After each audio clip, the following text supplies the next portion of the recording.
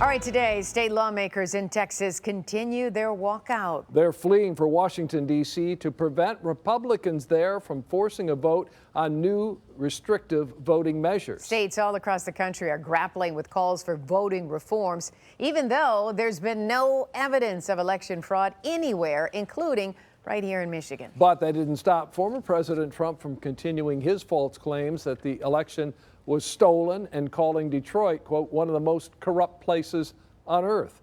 Tonight in Lansing, the push for new voting laws continues. And 7 investigator Ross Jones is going in depth to show you which measures are moving forward and who is fighting to stop them.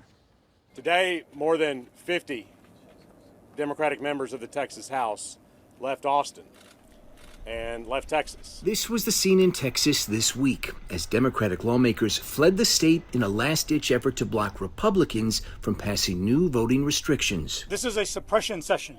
This is a session to suppress our voting rights. Here in Michigan, it was only a few months ago that Republican lawmakers introduced dozens of similar bills they said were designed to crack down on voter fraud.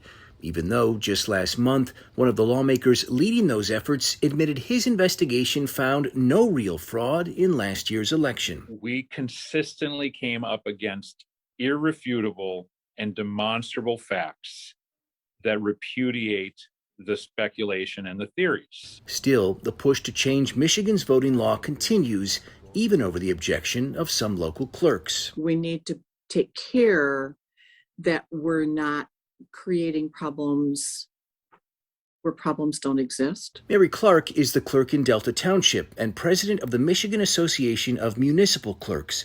She's testified before the House and Senate about their proposed bills and says while she sees common ground with some, others deeply trouble her. Senate Bills 303 and 304, which narrowly passed on a party line vote, would require that those without an ID receive a provisional ballot. It would only count if, within 6 days, the voter returns with their ID or some other approved documentation that proves who they are. They're already a legal voter in the jurisdiction. So why are we placing a second level of demand on this voter? Over in the House, Republican members passed their own version of the bill that would add a signature verification requirement for those voting in person. If an election worker doesn't think your signature matches, you'd be given a provisional ballot. You're looking at someone who works an election mostly every other year.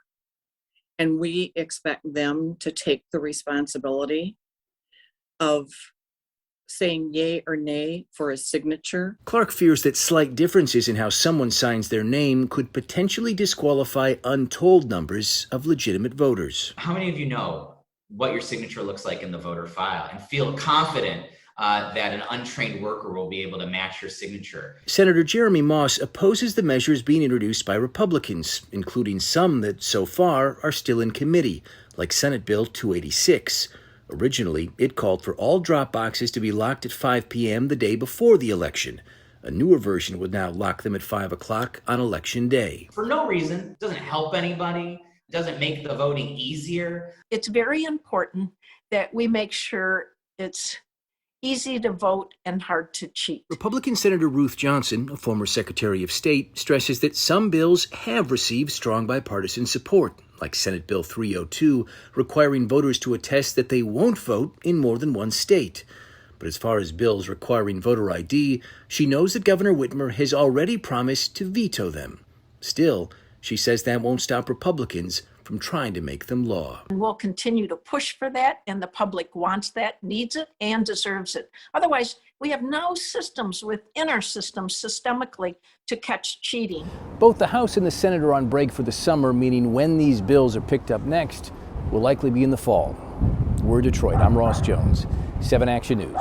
And for a closer look at the bills being considered here in Michigan and how they could impact upcoming elections, make sure you head to our website at WXYZ.com.